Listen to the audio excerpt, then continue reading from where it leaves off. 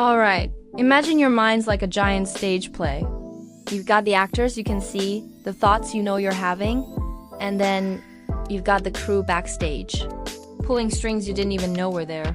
Yeah, that's where Freud walks in. Back in the late 1800s, Sigmund Freud, doctor, thinker, bit of a rebel in the science world. And he goes, what if most of what we do isn't even a conscious choice? That's the start of the psychoanalytic tradition, basically the study of the hidden side of your mind. He said our mind's like an iceberg. The tip, that's your conscious mind. What you're thinking right now, just under the water, that's the preconscious. Stuff you can remember if you dig a little. And way down deep, that's the unconscious. All your repressed fears, weird desires, forgotten memories, they live down there. And here's the twist, that hidden stuff still shapes what you do every single day. Freud also said we've got three clashing forces in our personality. First, the ID, your wild, impulsive inner kid, runs on I want it now.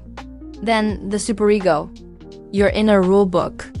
All the morals, guilt trips, and you really shouldn't moments, and stuck in the middle, the ego, the negotiator, trying to keep the ID happy without making the superego freak out.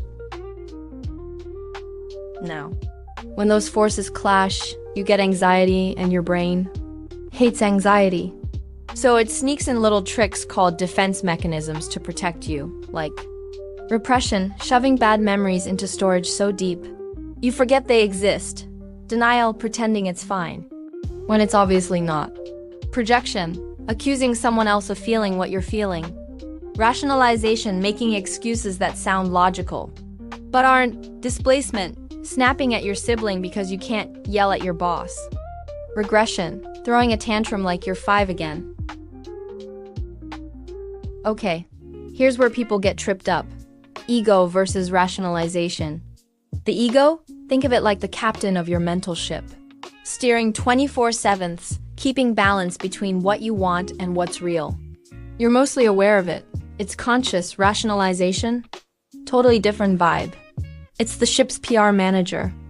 It's not running the show, just making sure your self-image stays spotless, even if it has to get a little creative with the truth. And here's the thing, it's almost always working behind the scenes. Think of it like this. Most of the action starts way before you even know it's happening. Step 1. Unconscious alarm.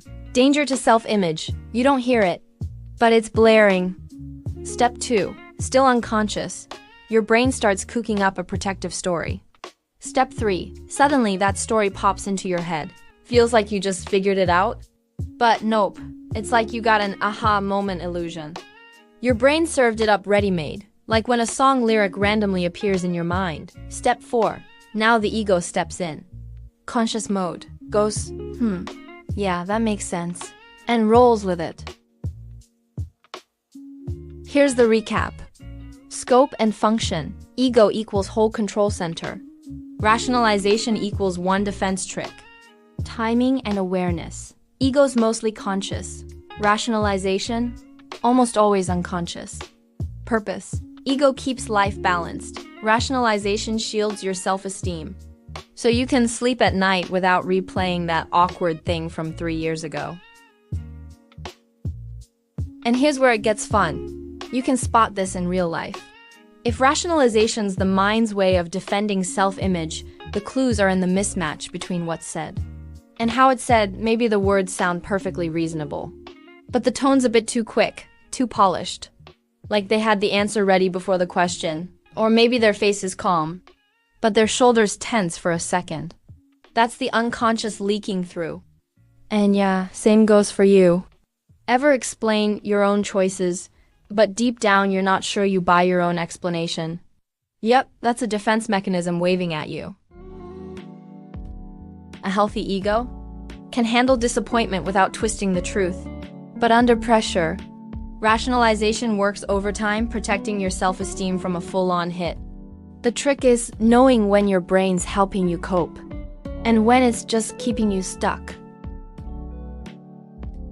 And here's why it still matters today. Modern psychology's updated Freud's ideas, sure, but the core still holds. We all have unconscious stuff shaping our behavior.